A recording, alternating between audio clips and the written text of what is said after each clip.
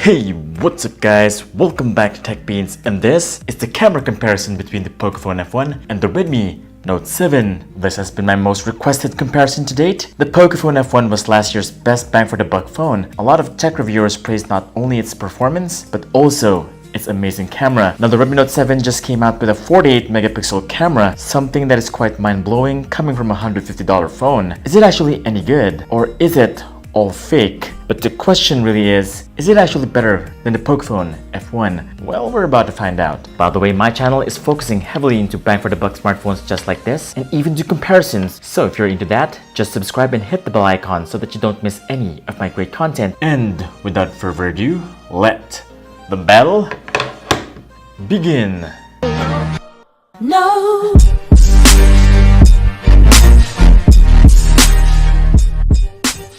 Starting off with some shots taken in broad daylight, the Redmi Note 7 and the Pocophone F1 has almost equal sharpness. The image quality is almost the same, but the Pocophone F1 does look a little bit yellower. I did zoom in to see if there was a difference in detail, and I wasn't able to find a marginal one. They both seem to be on equal footing when it comes to image quality and sharpness. By the way, these are both outputting 12 megapixel photos with AI turned on. I'm going to show you the real power of the 48 megapixel camera in a bit, but for now, with photo mode, can only output at 12 megapixels. Now with AI on, it raises the brightness and saturation level of the image, and actually that's all it does. No noticeable difference in detail at all when it's turned on or off. And when it comes to HDR, the Pocophone F1 performs better, showing very balanced lighting on most photos. The Redmi Note 7 has some pretty harsh highlights and underexposed shadows, something which a future update can fix. And what about selfies? Selfies look almost identical in very good lighting, but in low light, the Pocophone F1 edges the Redmi Note 7 with a sharper, less noisy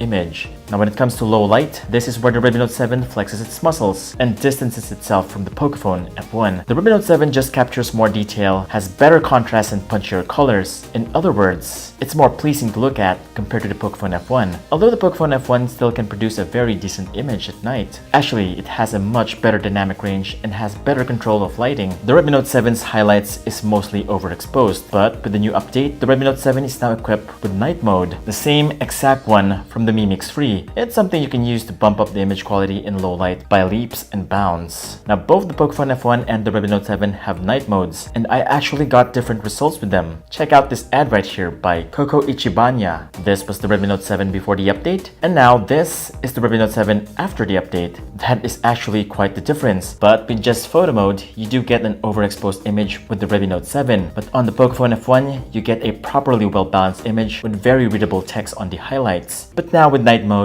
it not only makes the text readable, but also reveals the background here. The Pocophone F1 is doing a great job as well. It kind of really focused on the ad and has a much readable text than the Redmi Note 7. Here are some samples of the photo mode versus the night mode. The Redmi Note 7 was always delivering a better image quality compared to the Pocophone F1. Oh, and by the way, feel free to slow down the video anytime you want so that you can appreciate the comparison much more.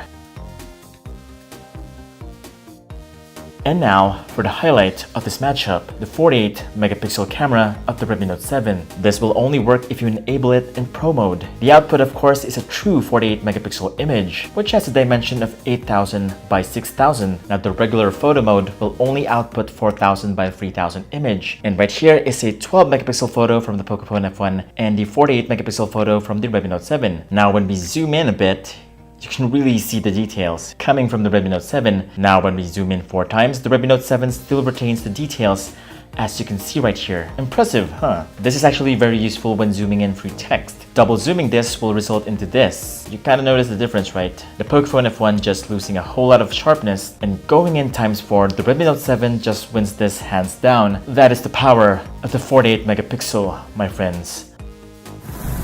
Okay, this is 1080p 30 frames per second in low light.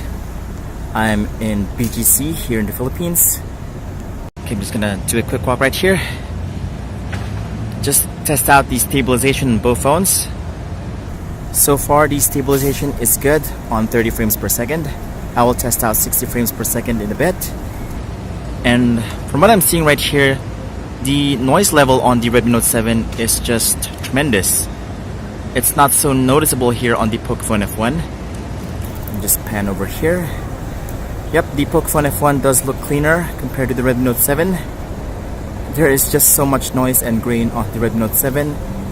it's not that noticeable on the Pocophone F1. Now I also noticed that the color profile on the Redmi Note 7 is much more saturated. The colors are much more punchier compared to the Pocophone F1. But the HDR on the Pocophone F1 is much better. Look at the lights, it's not as blown out as on the Redmi Note 7. Alright, testing out the autofocusing system on both phones.